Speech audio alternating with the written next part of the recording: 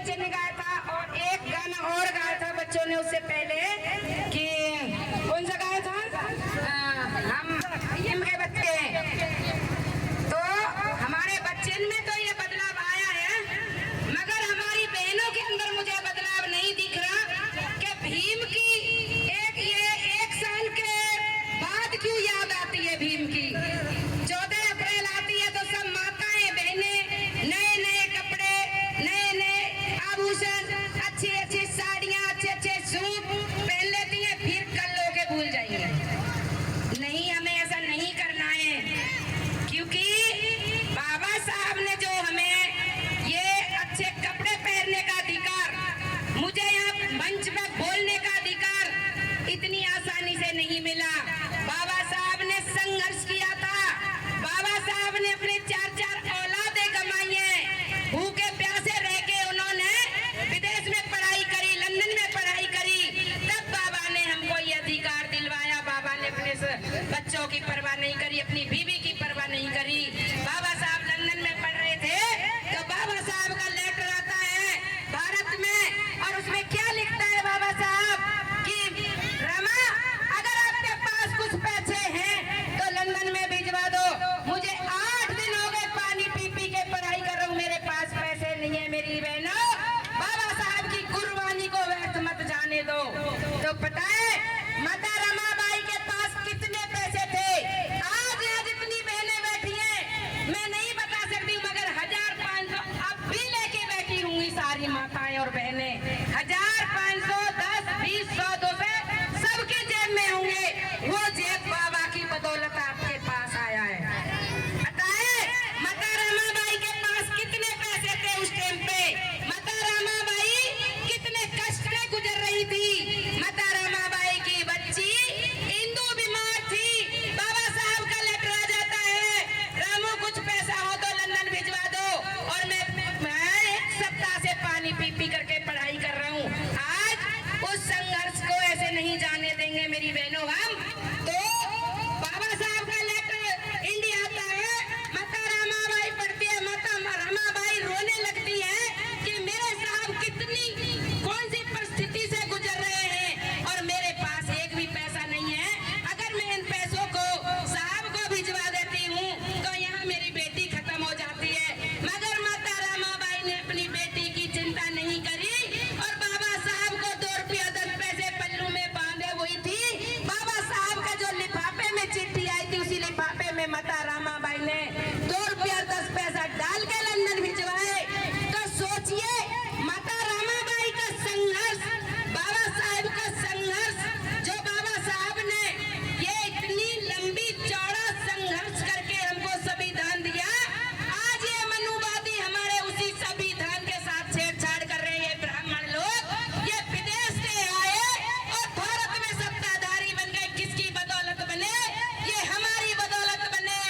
हमारी कमजोरी इनके हाथ लगी, क्योंकि हमको इन्हें एक जगह बैठने ही नहीं दिया, एससी को एसटी से नहीं मिलने दिया, ओबीसी को माइनॉरिटी से नहीं मिलने दिया। हमने इन्हें फूट डाली, भाई भाई में इन्हें दुश्मनी करवाई और ब्राह्मण सत्ताधारी बन गए। तो समझिए मेरी बहनों, ये देश हमारा है तो राज ब्राह्मण कैसे कर सकता है? ये देश हमारा तो राज भी हमारा होना चाहिए। ये नारा साहब काशीराम ने अपनाया था कि वोट हमारी, राज तुम्हारा, नहीं चलेगा, नहीं चलेगा। ब्राह्मणों के दिमाग में ये बात आई, हमारे लोगों के दिमाग में ये बात आई नहीं। ब्राह्मणों ने सोचा कि ये तो भैया एक सीधा सिंपल नारा है कि वोट हमारी, राज तुम्हारा, नहीं चलेगा। तो इंदिरा गांधी फिर हमारे देश में इस ईवीएम को लाई और हमको ईवीएम के द्वारा गुलाम बनाने का काम किया जा रहा है। तो हम उस बाबा साहब की औलाद हैं। इतने माइंडेड बाबा साहब थे, उनको आज के दिन की भी पता थी कि मेरी समाज के सामने ये परिस्थिति आने वाली है। तो हम लोगों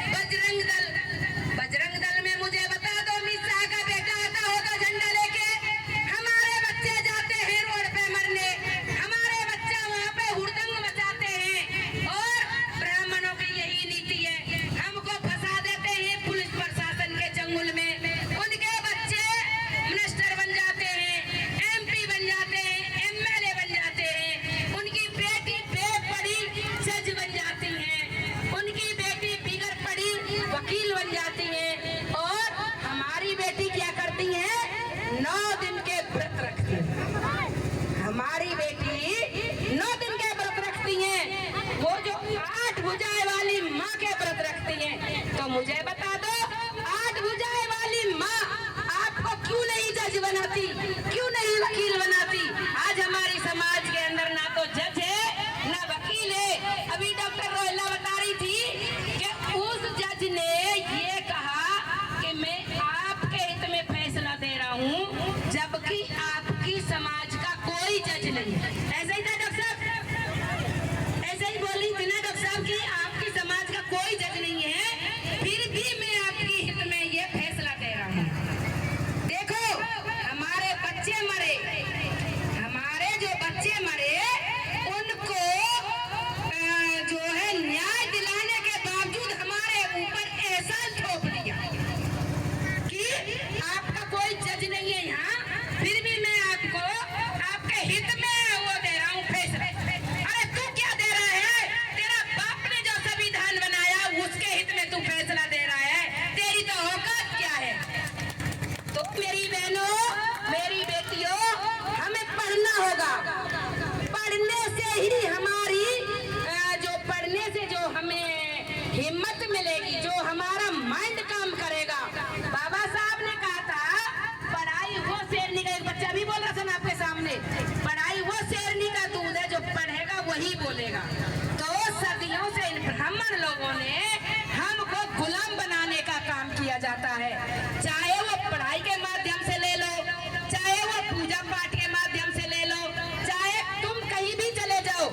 इनकी बहन बेटी कभी भी नवरात्रे व्रती करके और 10-10 दिन नंगे पैर नहीं घूमती। इनकी माँ क्या बोलती है? बेटा मीठा मोकर आपकी प्रसाद सीधे निकल जाइए। और हम क्या कहते हैं अपनी बेटी से? बेटा व्रत कर ले, व्रत करके माता के सामने सिर झुका के जाना तो तुम पास हो जाएगी। ये तो हमारे बुद्धि अनपढ़ लोग भी समझ सकते हैं इसे। मैं पढ़ूंगी नहीं तो माता क्या मेरे मार्क्स बढ़ा देगी? माता मेरे बदली वहां जाके पेपर देगी? हमें पढ़ना बहुत जरूरी है, पढ़ाई करना बहुत जरूरी है। मंदिर से अधिकारी नहीं बनते, मंदिर से भिखारी बनते हैं। ब्राह्मणों की नीति है मंदिर बनाओ, बहुजन मूल निवासी बच्चों को भिखारी बनाओ, इनकी नीति है ये। तो हमें मंदिर की घंटी नहीं बजानी। अभी हमारे भाई बोल के गए थे मेरे से पहले कि बच्चों की माँ, आपके गांव की बात नहीं है ये, हर गांव की बात है। माँ गिलास प्लेट रख देगी उसके बैग में, लेकिन उसका जो बॉक्स है ज्योमेट्री बॉक्स, उसमें ये खोल के नहीं देखेगी मेरे बच्चे की कटर है, पेंसिल है, कटर रबड़ है, कॉपी है या नहीं है, ये नहीं देखेगी। माँ अपने बर्तन मान रही कहेगी बेटा ले कटोरी रख ले, गिलास रख ले, तू ना वहाँ पे तुझे चावल मिलेगी और दाल मिलेगी, खा के आती हो। तो ये ब्राह्मणों की नीति है हमें गुलाम बनाने की, क्योंकि हमारे बच्चे आस लगाए बैठे रहते कि कब हमें दाल चावल मिलेंगे, और दाल चावल खाए, प्लेट गिलास अपने बैग में डालकर भाग लेते हैं। ये हमारी गुलामी की शुरुआत है। मगर हमें गुलाम नहीं बनना है, हमें अधिकारी बनना है। बाबा साहब की ये कहन थी कि हमारे बच्चे अगर मंदिरों में जाएंगे तो वो भिखारी बनेंगे, और स्कूलों में जाएंगे तो अधिकारी बनेंगे। तो ब्राह्मणों की नीति है ये। आपने देखा होगा कोरोना काल में हमारी बहुजन मूल निवासी समाज को क्या हुआ था, कितनी बेमौत मारी गई हमारी समाज। मुझे बता दो एक भी ब्राह्मण मरा हो तो? पुलवामा कांड में मुझे बता दो एक भी फौजी मरा हो तो? एक भी फौजी ब्राह्मण पुलवामा कांड में नहीं मरा। मेरी बहनों सोचो हमारे साथ में कितना बड़ा अन्याय, कितना बड़ा धोखा हो रहा है।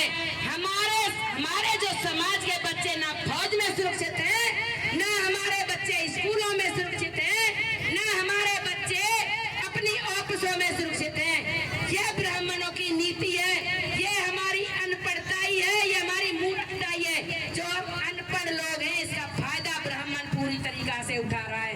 हमें हमारे बच्चे पढ़ाने होंगे, और बच्चे पढ़ा के हमें अधिकारी बनाने होंगे। बाबा साहब का इशारा था पार्लियामेंट का, हमने पार्लियामेंट का रास्ता छोड़ के कोई बजरंग दल में घुस गए, कोई शिवसेना में घुस गया, कोई किसी सेना में घुस गया, कोई किसी सेना में घुस गया। ये हमारा पूरी तरीका से एजेंडा है ब्राह्मणों का कि घूम फिर के ये आपस में ही मरवा ले, चाहे चमार भंगी को मारे, चाहे जाट गुजर को मारे, यादव कुमार को मारे, घूम फिर के हमको ही मरवाएंगे ये लोग। इनका पूरी तरीका से एजेंडा, इनकी सोच को समझो। और जब तक हम एक दूसरी भाई को भाई नहीं समझेंगे, अभी तक ओबीसी समाज ने कभी हमारी समाज की रिस्पेक्ट ही नहीं करी, कभी इज्जत ही नहीं दी, तो इसलिए आज ओबीसी समाज पिट रही है। पहले ओबीसी समाज के मिनिस्टर होते थे, आज ओबीसी समाज का एक मिनिस्टर नहीं है। नीचे से ऊपर तक पूरा ब्राह्मण का तख्ता बैठा हुआ है, छोटे से लेकर बड़े तक, चाहे वो डॉक्टर हो, इंजीनियर हो, और कोई भी कहीं भी किसी संस्था में चले जाओ, हमारे बच्चे डिग्रियां ले लेके घूम रहे हैं, हमारे बच्चों को नौकरियां नहीं मिल रही, हमारे बच्चे सुसाइड कर रहे हैं। ये ब्राह्मणों की नीति है, क्योंकि ये हमें नौकरी देना नहीं चाहते, ये हमारे बच्चों को पढ़ना नहीं देना चाहते, हमारी बहनों को ये इज्जत जीना नहीं देना चाहते। तो मेरी बहनों, पढ़ोगी तो जानोगी, जानोगी तो बोलोगी, और बोलने वाले को जरूर मिलता है कुछ। बिगर मांगे से तो माँ भी दूध नहीं पिलाती, क्योंकि माँ भी सोचते है बर्तन धो लेती हूँ फिर दूध पिलाऊंगी, भैंस को न्यार डाल दूं फिर दूध पिलाऊंगी, गोबर डाले फिर दूध पिलाऊंगी। बच्चा रोने लगता है तो गोबर के हाथ भी जल्दी पल्ली धोती है, फिर दूध पिलाती है। ब्राह्मण इतनी आसानी से भागने वाला नहीं है, ब्राह्मण के हाथ में सत्ता है, और सत्ता के बारे में हमारी समाज कुछ नहीं जानता कि सत्ता है क्या चीज। हमने कभी सत्ता के बारे में सोचा ही नहीं। हमें ये हमारा देश का बजट क्या है, हमारे बजट में तो हमारे हिस्सेदारी क्या है, हमको कितनी हिस्सेदारी मिलनी चाहिए। हमारी बहनें, हमारे भाइयों को पौवा मिल जाता है, डाले या जाते नहीं मर्जी हो।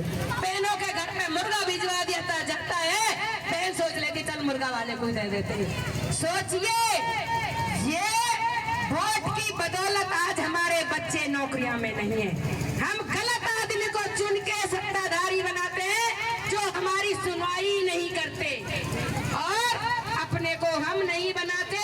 हमारे जो बैठे उनके मुंह पे टेप लगी हुई है, वो बोल नहीं सकते, और पहली बार तो हमारे बन ही नहीं सकते। बन जाते हैं तो ये सरकार उनके मुंह पे टेप लगा देती है कि सिर्फ नाम का बेटा रहना, तुझे बोलने का कोई अधिकार नहीं है। तो मेरी बहनों, समझो, सोचो, बजट के बारे में समझिए, हमारे देश का बजट क्या है। हमारी बहनों को पता ही नहीं, हमारे भाइयों को नहीं पता कि हमारे देश का बजट है क्या। हमारे वोटर के लिए कोई भी तुम्हारे पास, मैं ये नहीं कह रही कि मुझे वोट देना, मेरी पार्टी को वोट देना, या कोई चर्चा नहीं है, क्योंकि ये है लोकतंत्र की चर्चा। जो बाबा साहब ने हमारे लिए हक और अधिकार उस लोकतंत्र में रखे हैं, उनकी चर्चा है ये। कोई भी हमारे पास वोट लेने आएगा तो उससे ये जवाब और सवाल करने होंगे आपको कि जो हमारे देश का बजट आएगा, उस बजट का हिसाब दिया जाएगा, तभी हम तो वोट देंगे, वरना वोट नहीं देंगे। क्योंकि हमें हमारे हर वोटर के लिए 10,000 पर मंथ रुपया आने चाहिए। ये सरकार का, ये संविधान का मानना है। हमें 10,000 तो क्या, हमें 10 पैसा नहीं देते, वो 5 साल के बाद हमें एक पौवा, एक मुर्गा देते हैं, हम उसमें बिक जाते हैं, 5 साल तक हम चूते खाते हैं उनके। तो मेरी बहनों, हमें बाबा साहब को पढ़ना होगा, बाबा साहब के संविधान को पढ़ना होगा। बाबा और मैया, बड़े बड़े हाथन वाली माँ और ये लंबे सूंड वाले बाबा कुछ करने वाले नहीं है। मैं आपको ब्राह्मणों की झूठ बताती हूँ, कितने बड़े झूठे फरेम है ये हमारी समाज को किस तरीके से